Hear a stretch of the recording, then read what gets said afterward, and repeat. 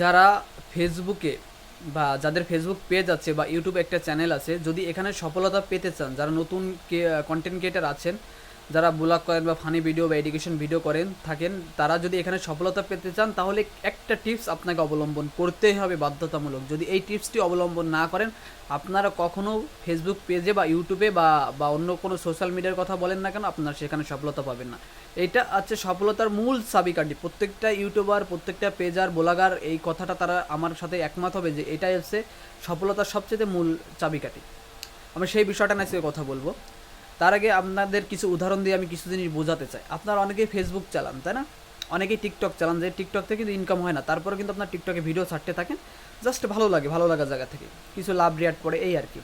আপনার ফেসবুক চালান, ফেসবুক থেকে কিন্তু আপনাদের কোনো ব্যক্তিগতভাবে ম্যাক্সিমাম মানুষের 90% মানুষের কোনো ইনকাম করতে পারে না। তারা জাস্ট ভালো লাগে ফেসবুকটা চালায়, মানুষের সাথে কমিউনিকেশন করে, আবার টুকটাক বিভিন্ন জায়গায় ছবি ছবি মানে বিভিন্ন জায়গায় ছবি তোলে, বা বিভিন্ন ভালো রেস্টুরেন্টে খাইতে গেলে বা ফ্যামিলির সাথে ছবিগুলো সোশ্যাল মিডিয়া আপলোড করে, ফেসবুকে আপলোড করে, তার বন্ধু বান্ধবরা দেখে। তাই আপনারা যদি এই সোশ্যাল মিডিয়ায় সফলতা পেতে চান, তাহলে আপনার এই জিনিসগুলো মেনটেন করতে হবে। ঠিক ফেসবুকের মতো যে উদাহরণটা দিচ্ছিলাম, যে ফেসবুক থেকে আপনারা কোনো কিছু আর্ন করার কিন্তু ইচ্ছা বা আপনাদের কখনো মনে জাগেও না। আপনারা ন্যাচারালি আপনারা কিন্তু আসলে ফেসবুক চালান এবং এখানে ভিডিও ছাড়েন, ছবি ছাড়েন এবং কমিউনিকেশন করেন, মেসেঞ্জারে কমিউনিকেশন করেন, এখান থেকে কোনো কিছু পাওয়ার আশা কিন্তু আপনারা করেন না। এই জন্য কিন্তু আপনার ফেসবুক 2 বছর, 3 বছর, 5 বছর চালানোর পরেও আপনার কাছে বোরিং লাগে না, কারণ এখান থেকে আপনি কোনো কিছু পাওয়ার আশা করেন না।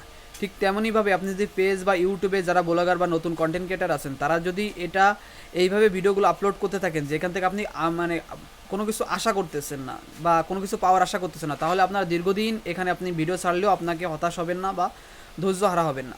কিন্তু যখনই আপনি মনে করবেন যে আমি 6 মাসের ভিতরে, 1 বছরের ভিতর দ্রুত ভিডিও ছাড়বো এবং ভিডিওগুলো ভিউ হবে, সাবস্ক্রাইব হবে, ফলোয়ার হবে, মনিটেশন হবে, আমি ইনকাম করার ধরবো, তখনই কিন্তু যখন 6 মাস পরে এগুলো না হবে, তখন কিন্তু আপনি হতাশ হয়ে যাবেন, পরে এক পর্যায়ে কিন্তু আপনি সোশ্যাল মিডিয়া থেকে হারিয়ে যাবেন। সো এটা করা যাবে না। আপনি ধৈর্য সহকারে ভিডিও ছাড়তে থাকবেন, ভিডিওর কোয়ালিটি মেনটেন করবেন এবং অবশ্যই যে কোনো একটা বিষয় টপিক্সের উপরে ভিডিওগুলো করবেন যেটা মানুষ উপকৃত হয়, এবং ফেসবুকের মতো ভিডিওগুলো নিয়মিত মেনটেন করে আপলোড দিতে থাকবেন যেভাবে ফেসবুক চালান, এবং এখান থেকে পাওয়ার কোনো আশা করবেন না। তাহলে দেখবেন একটা সময় আপনি যদি কন্টেন্ট ভালো থাকে এবং আপনি যদি এগুলো যদি টাইম মেনটেন করে সব কিছু মেনটেন করে ভিডিওগুলো আপলোড করতে পারেন, একটা সময় আপনি সফলতা পাবেন। ঠিক আছে? কিন্তু আপনি যদি এখান থেকে কোনো কিছু আর্ন করার ইচ্ছা বা কোনো কিছু অন্য কোনো স্বপ্ন দেখেন, তাহলে দ্রুতই সোশ্যাল মিডিয়া থেকে হারিয়ে যাবেন। এই জন্য সবচেয়ে বেশি ভালো হয় যারা প্রফেশনাল কোনো কাজ করেন বা ব্যবসা করেন বা চাকরি করেন, তার পাশাপাশি যদি কন্টেন্ট ক্রিয়েটার করে থাকেন বা কন্টেন্ট বানান, ভিডিও আপলোড করে থাকেন, তাদের জন্য সুবিধা হয়। তারা লং লাইভ এই ভিডিওগুলো আপলোড করতে পারে এবং তারা ধৈর্য হারা হয় না।